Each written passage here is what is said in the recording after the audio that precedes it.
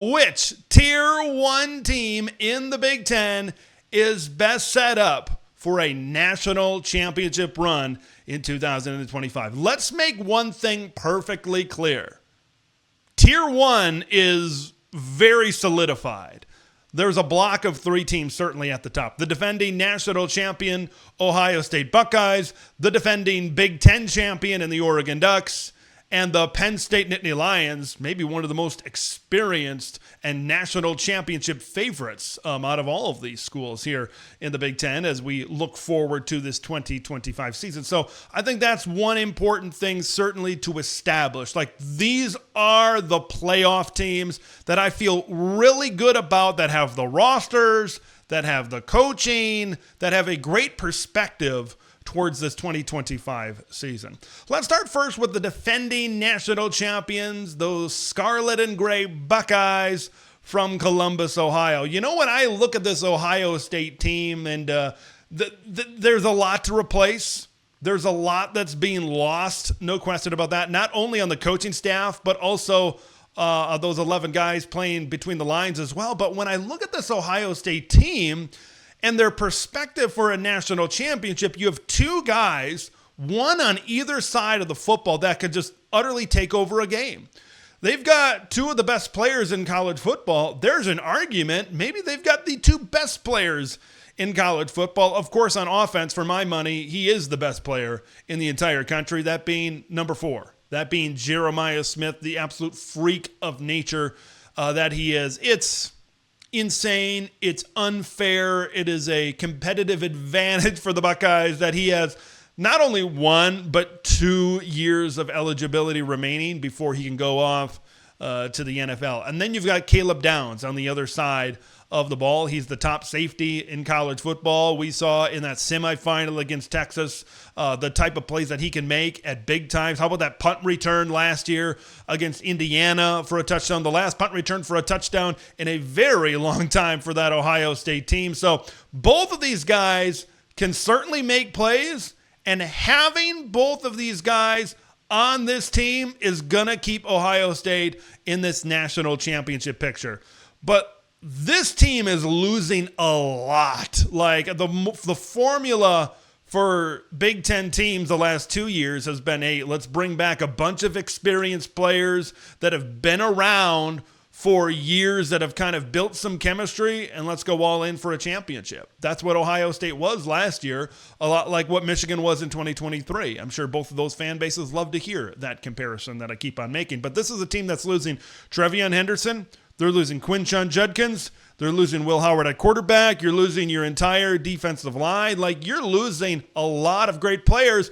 You're losing your defensive coordinator. Jim Knowles is going over to Penn State. You're losing your offensive coordinator, Chip Kelly, who's now the OC at the NFL's Las Vegas Raiders. Like, no matter how good you are, and no matter how good of a factory you are, like Ohio State is, losing that much is certainly going to have an effect on you, especially early in this. Like, when I look at Ohio State, game number 1 might be against the best college football team in America, and that being the Texas Longhorns. Like, that is going to be a huge measuring stick, exactly where this Ohio State team is in terms of, hey, can this team possibly go back-to-back and hoist the trophy when all is said and done? Like, this Ohio State team, I think, is going to look a little bit different.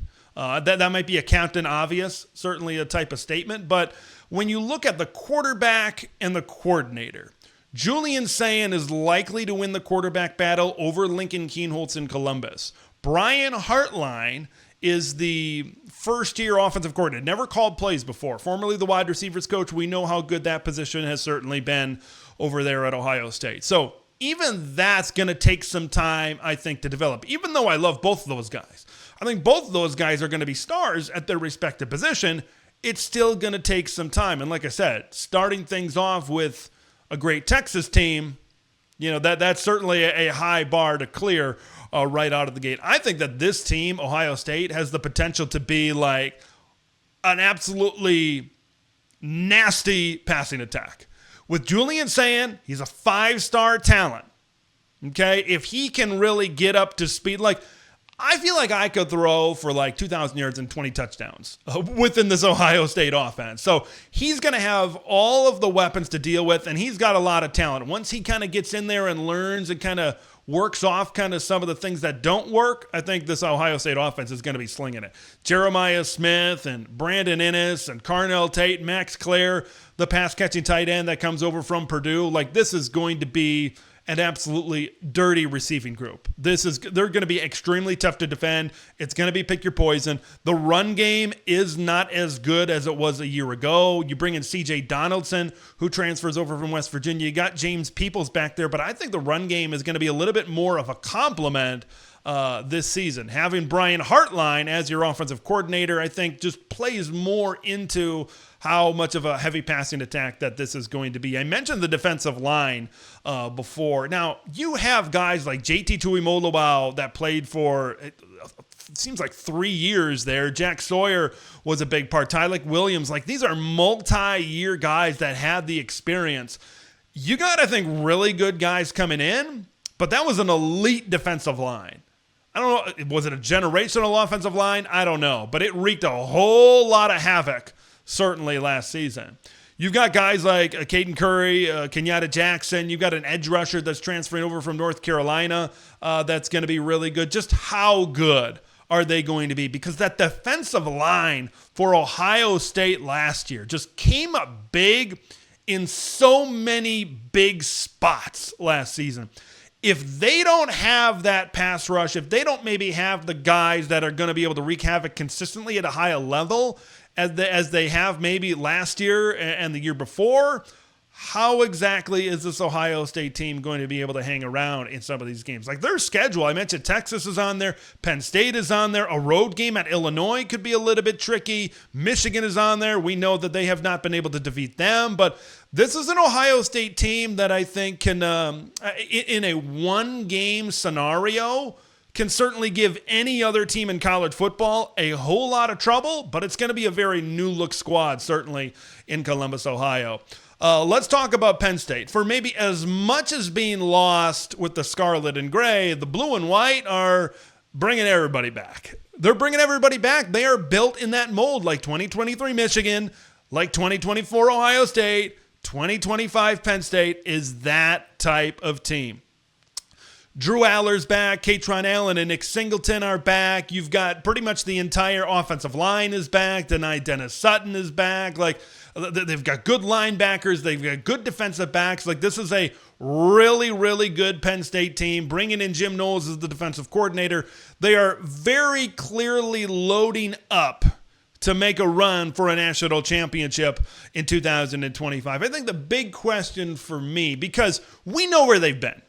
Penn State has been like the 10-win team, 10-2. They can't get over Ohio State. They can't get over whatever team, Oregon in the Big Ten championship game last year. Michigan has certainly been a roadblock for them prior to the expansion and the 18-team Big Ten. Like, there's always been some sort of roadblock for Penn State in the way. The big question for the Nittany Lions, can they get over the roadblock? Can they win the big games? For Drew Aller, can you make the big plays when they are needed the most? I think the best game of Drew Aller's career came in a loss to Oregon in the Big Ten championship game. I thought that he made certainly some key plays down the stretch in that game, but look at how he's played in 2 games against Ohio State. Look at how he did not play great in the college football playoff. All those games.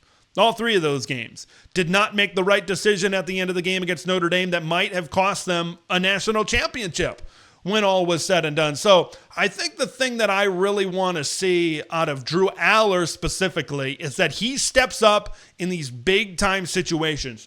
Penn State has a home game against Oregon in late September. They got to play Ohio State. So the schedule is kind of shaping up very similarly as to how it shaped up in the past. Where, all right, you got 2 big games on the schedule. Go out and win them. They haven't won them in years past. Can James Franklin and this Nittany Lions team kind of shake off the bugaboo and really take this thing to the next level? That's what they're aiming to do. I think not having Tyler Warren on this team is probably as big a loss as any in the Big Ten. He was such a focal point of their offense and a focal point of their passing game.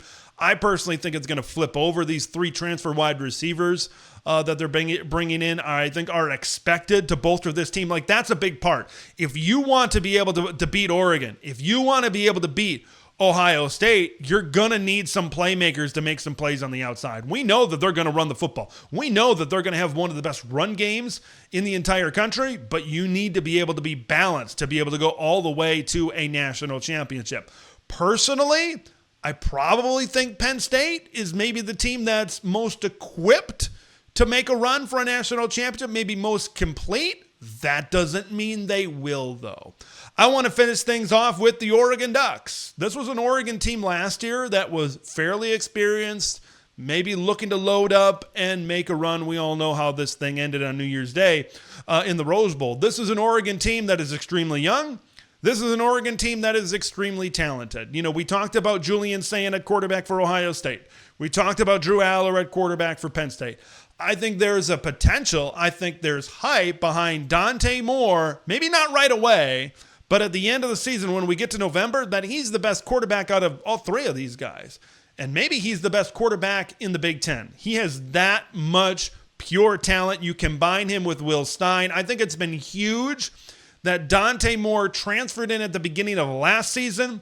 He's sat and he's learned, and I think that takes a lot of maturity to be able to kind of accept something like that. But I think it's very clear that he wants to put himself into a situation to be able to really soar. You know, you've had guys that have said, hey, he's going to win the Heisman. He's going to be in the Heisman type of conversation. He's that good. And DeCorian Moore, the true freshman, is an absolute freakazoid. Okay, we've had Ryan Williams come through as a freshman receiver. We've had Jeremiah Smith come through. I think DeCorian Moore is kind of in that same line as true freshman wide receivers that are going to come in year one and have close to 1,000 yards. Whispers out of Eugene, Oregon say, oh, he's wide receiver 1. Not necessarily, maybe not Evan Stewart, who's returning, coming off of a really good season. No, it's DeCorian Moore. You throw in one of the best tight ends in America over there in Kenyon Sadiq, and you've got an absolutely insane offense. Mekhi Hughes in there at running back has had a couple of over 1,000-yard seasons over there at Tulane, and he just looks like an absolute monster back there in the backfield. They've got 3 running backs that can get it done. Their offensive line, they're bringing in a good amount of transfers, so we'll see how that gels together. We know at the beginning of last season for the Ducks, it kind of took a few games for them to really get on the same page, but they had a great offensive line when all was said and done towards the end of the season. On defense, I think the defensive line is deeper. I don't know if it's better. We'll see. They just had a first-round draft pick in Derek Harmon. But you had Jordan Birch and Jamari Caldwell.